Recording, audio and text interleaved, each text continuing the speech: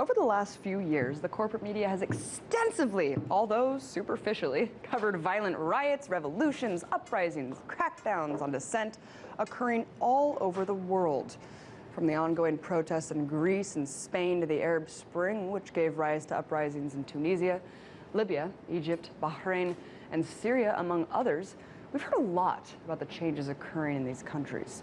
But one revolution has gone almost entirely unnoticed. A peaceful rebellion that led to the resignation of a government and redrafting of a constitution, all in the midst of one of the most devastating financial crises in modern history. Since 2008, the subarctic nation of Iceland has been rising above the ashes of total financial collapse with a peaceful revolution that has led to an innovative new government. So to discuss the steps Iceland has taken to quietly reshape its financial infrastructure and system of governance through nonviolent dissent, earlier I spoke to Steinar Bjornsson, editor and economist of News of Iceland. I first asked him the steps the citizens of Iceland took in the wake of the financial meltdown. After months of protesting, the government resigned and the new government was formed and parliamentary elections were held with a center-left government, and they removed the board from the central bank and from the financial supervising authorities. But for example, the governor of the central bank, he refused to resign. So the new government had to change the laws about the central bank so that they could remove him and appoint a new governor of the central bank. And then a report was written by specialists, economists and others who went through all the details of the crisis, and they prosecuted those responsible. Yes. So let's go through a couple of these steps really quickly. So when you say large protests in front of the parliament, how many people are we talking about here? The biggest was 6,000 people, I believe. Okay, and how many people does Iceland have? 320,000 people. Okay, so that's a pretty big number comparatively.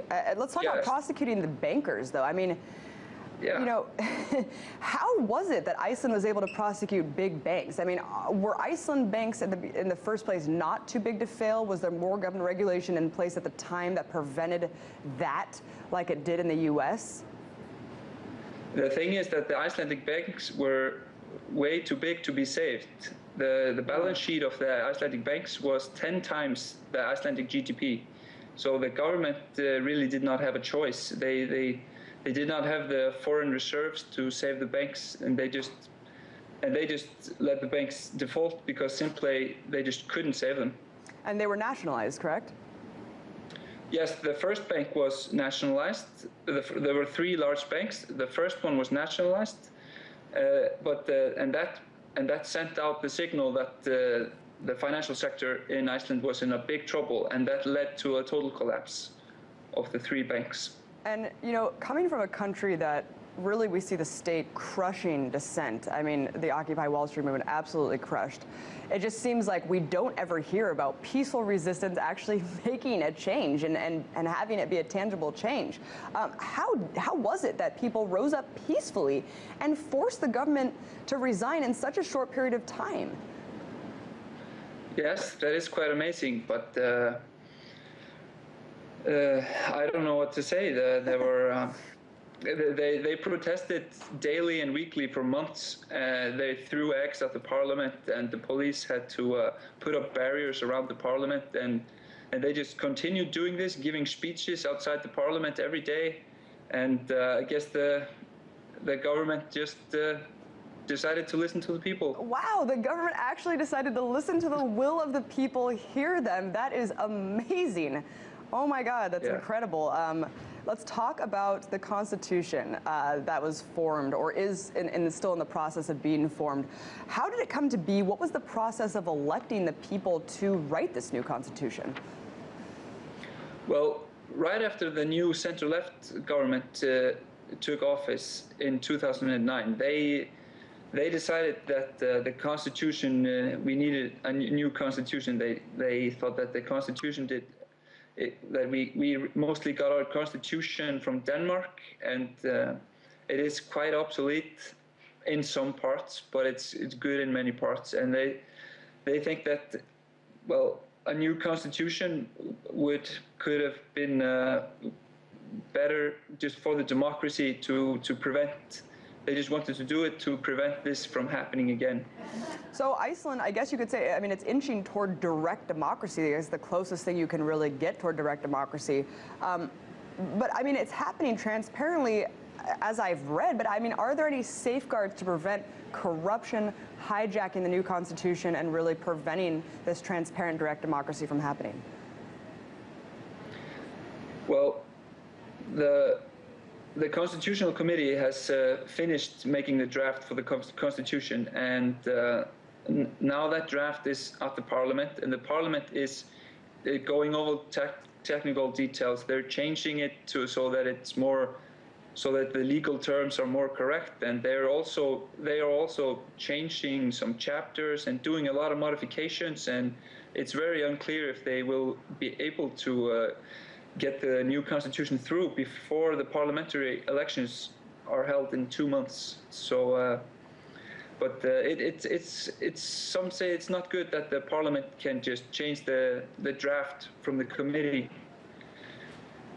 So we will have to see what happens in the next 2 months if they can pull this through. Well, if they do change it, I don't doubt that there will be resistance from the people again, and hopefully prevent that from happening. You know, the country also has been awarding some of the world's strongest freedom of information laws, protections for journalists. And in fact, the FBI was just kicked out of the country for trying to investigate WikiLeaks there. Talk about this and talk about these new laws to protect journalists. Well,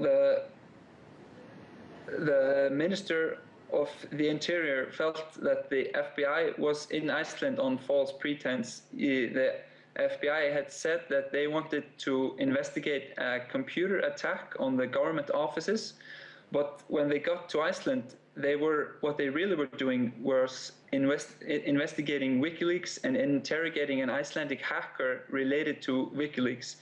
And the Minister of the Interior said that he did not know about this, and that he wanted, and that he actually said that what the FBI was doing was illegal, and so he asked them to leave, and they did. Well, as we know, the FBI is no stranger to really crossing their their government overreach into different countries. I think I just interrupted you. What were you just going to say?